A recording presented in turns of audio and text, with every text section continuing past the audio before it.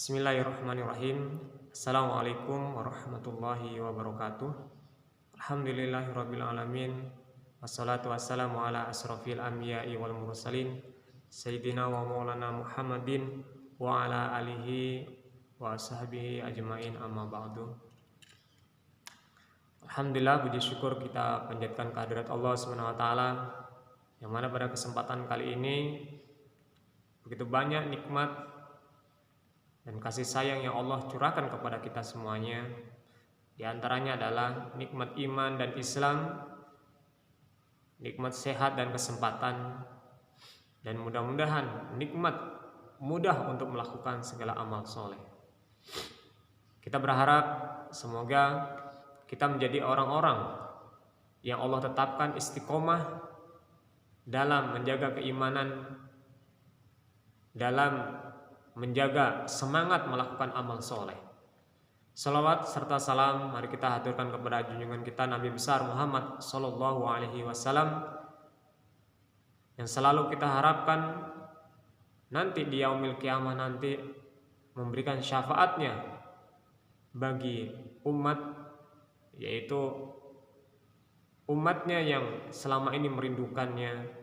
Dan mudah-mudahan kita semuanya tergolong orang-orang yang mendapatkan syafaatnya di kemudian hari, yaitu di yaumil kiamah nanti. Amin amin ya rabbal alamin. Anak-anak yang dirahmati Allah SWT, pada kali ini kita akan melanjutkan agenda kita, yaitu majelis pagi yang diisi dengan tadabbur salah satu surah di dalam Al-Quran.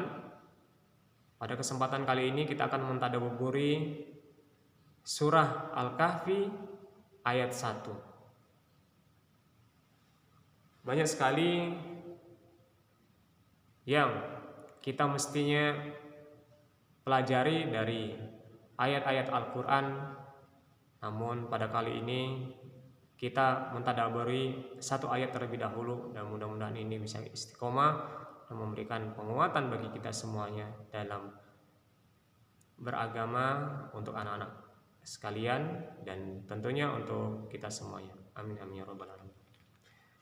Sebelumnya akan dibacakan ayat pada surah Al-Kahfi, yaitu di ayat 1, kemudian kita akan mentadabburinya.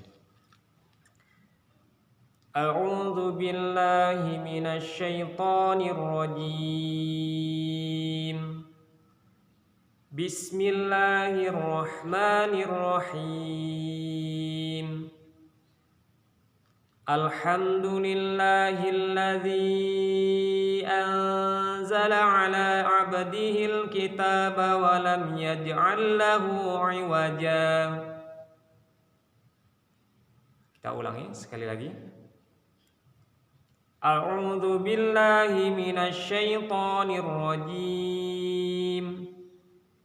Bismillahirrahmanirrahim.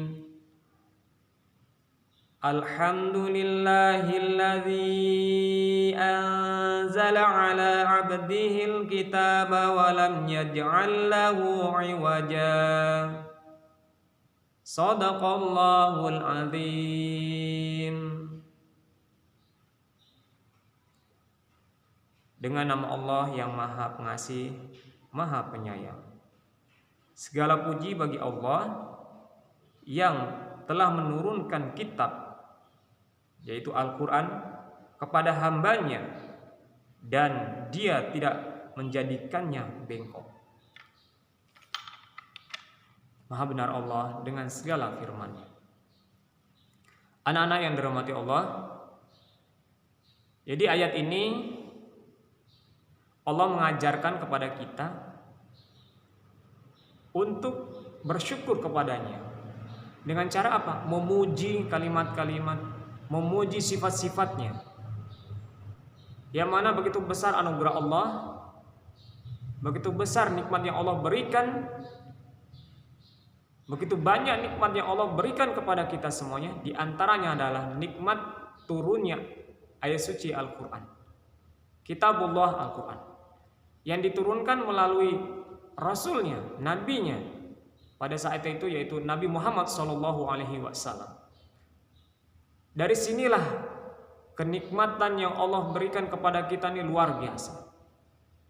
Al-Quran ini menjadi pedoman bagi umat manusia. Dan mengapa kita mesti bersyukur? Tadi diantaranya begitu besar kenikmatan yang Allah berikan berupa kitab suci Al-Quran melalui siapa? Melalui Rasulullah Shallallahu Alaihi Wasallam. Nikmat ini kenapa dikatakan besar? Dari Al-Quran inilah anak-anak sekalian, seseorang bisa selamat di dunia dan di akhirat. Dengan Al-Quran ini seseorang bisa mengenal siapa dirinya, apa tujuan hidup yang sesungguhnya, dan siapa sebenarnya itu ada Tuhannya yang menciptakannya. Jika kita belajar kembali pada peristiwa masa lalu, dikala Al-Quran ini belum diturunkan, Islam belum datang, pada kala itu begitu luar biasa kerusakan di muka bumi. Di antaranya apa? Di antaranya yaitu manusia mengalami masa-masa keterpurukan yang luar biasa. Sampai-sampai dikenal dengan zaman jahiliyah, zaman kebodohan. Kenapa dikatakan zaman kebodohan? Karena memang perilaku manusia itu mencerminkan seperti layaknya orang-orang yang tidak berilmu, orang-orang yang bodoh. Gambarannya kebodohannya yang dilakukan oleh orang-orang masa lalu bagaimana? Pada masa jahiliyah itu bagaimana? Yaitu di antaranya mereka membuat Tuhan-Tuhan untuk disembah, yang mana bahannya itu diantaranya adalah dari bahan makanan yang mereka makan tiap hari. Mereka buat patung-patung, mereka sembah.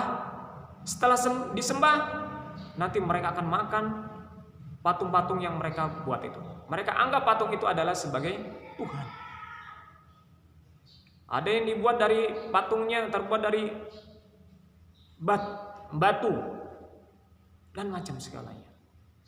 Naudzubillah min dzalik. Ini mencerminkan kebodohan yang luar biasa. Kerusakan-kerusakan pada masa jahiliyah juga nampak jelas menandakan bahwa masa itu sangat kelam. Orang-orang pada kala itu dengan mudahnya menguburkan anak perempuan mereka hidup-hidup. Lantaran apa? Lantaran malu, menganggap bahwa anak perempuan itu pembawa sial. Anak perempuan itu membawa bencana bagi keluarganya. Akhirnya apa? Mereka dengan tega menguburkan secara hidup-hidup anak-anak perempuan mereka. Na'udzubillah min dzalik. Sentuhan kemanusiaannya tidak ada di sana. Mereka lupa. Mereka begitu beringas. Bahkan hewan pun tidak pernah melakukan tindakan seperti itu, menguburkan anaknya secara hidup-hidup. Tapi ini dilakukan oleh orang-orang pada masa itu. Khususnya pada saat itu adalah orang-orang di negara atau di bagian Arab. Anak-anak sekalian yang dirahmati Allah SWT, kemudian di masa kala itu banyak kerusakan yang timbul juga dari perilaku-perilaku mereka. Mereka suka melakukan apa? Perjudian, melakukan tindakan-tindakan kriminal. Mereka juga melakukan atau hobi minuman-minuman keras. Tidak jarang terjadi perkelahian antar sesama manusia pada kala itu, antar suku, membunuh, saling merusak, menyerang. Itu sudah menjadi sebuah pemandangan yang sering terlihat pada kala itu. Inilah gambaran kerusakan ketika Al-Quran belum diturunkan pada saat itu. Selain itu apa lagi? Perbudakan. Jadi orang-orang dianggap sebagai budak. Seorang budak diperlakukan layaknya barang-barang yang dengan mudah dijual belikan. Diperlakukan seperti orang-orang yang tidak manusiawi. Mereka bahkan kadang tidak diberi makan, disiksa dengan mudahnya tanpa rasa kasihan, ditukar dengan barang-barang tertentu, dijual, dan macam segalanya. Itu perlakuan kepada manusia yang mereka sebut sebagai budak. Begitu mudahnya mereka merendahkan orang lain. Kerusakan-kerusakan yang lain yang terjadi diantaranya apa? Mereka juga terbiasa melakukan kecurangan-kecurangan pada saat jual beli. Mereka begitu mudahnya mengambil hak orang lain. Kerusakan-kerusakan, perzinahan di mana-mana. Terutama orang-orang yang melakukan adalah orang-orang yang tokoh-tokoh yang memiliki harta dan kedudukan, yang dianggap memiliki kemuliaan di kalangan kaumnya. Ini terjadi karena apa? Karena tidak ada tuntunan, pedoman yang mengarahkan mereka untuk melakukan perbuatan-perbuatan yang terpuji. Mereka tidak ada yang namanya bimbingan. Akhirnya mereka melenceng dari kodratnya sebagai manusia. Inilah salah satu atau beberapa gambaran kerusakan manusia pada saat itu. Maka dengan turunnya Al-Quran ini memberikan gambaran pada kita semuanya. Begitu mulianya Allah, begitu sayangnya Allah kepada umat manusia. Sehingga apa? Sehingga hal yang seperti ini Allah perhatikan, supaya manusia ini bisa bahagia dunia dan akhirat, dan tertata kehidupannya selayaknya sebagai manusia yang Allah muliakan di antara makhluk-makhluk ciptaannya. Anak-anak yang dirahmati Allah Subhanahu wa taala, kita sebagai orang yang beriman mesti bersyukur karena apa? Memiliki kitab suci Al-Quran ini. Mari kita gunakan Al-Quran ini sebagai pedoman hidup. Pelajari, belajar membacanya, belajar menggali di dalam Al-Quran itu ada apa saja, pelajaran-pelajaran apa saja. Jadikan pedoman hidup. Di sana ada hukum-hukum Allah. Di sana ada sejarah-sejarah masa lalu. Orang-orang baik, orang-orang yang beriman maupun orang-orang yang telah dibinasakan oleh Allah SWT. Karena apa? Karena kerusakan yang telah dilakukannya. Di sana juga ada adab-adab ya, yang dibungkus dalam peristiwa-peristiwa. Dan di sana juga ada kabar ya, kabar yang masa lalu dan masa yang akan datang. Di antaranya adalah hari berbangkit, hari pembalasan. Dikabarkan juga di dalam Al-Quran di sana tentang apa? Surga dan neraka. Di dalam Al-Quran di sana terdapat berita gembira bagi orang-orang yang beriman. Namun di sana juga terdapat berita yang berupa teguran, peringatan bagi orang-orang yang melampaui batas atau yang melakukan kerusakan-kerusakan di muka bumi ini, baik kerusakan untuk lingkungan maupun kerusakan bagi dirinya dan orang lain. Al-Quran juga dipertegaskan di sini adalah isinya itu tidaklah bengkok. Artinya apa? Tidak ada pertentangan di antara ayat-ayatnya. Tidak ada kedustaan yang ada di dalamnya. Semuanya adalah berita benar. Semua syariat itu adalah benar untuk manusia. Allah yang akan menjaganya, Allah yang sudah memberikan jaminannya. Maka kita tidak perlu ragu, tidak perlu takut untuk meyakini, mengimani, dan tentunya untuk melaksanakan apa-apa yang ada di dalam Al-Quran itu sendiri. Anak-anak yang dirahmati Allah SWT,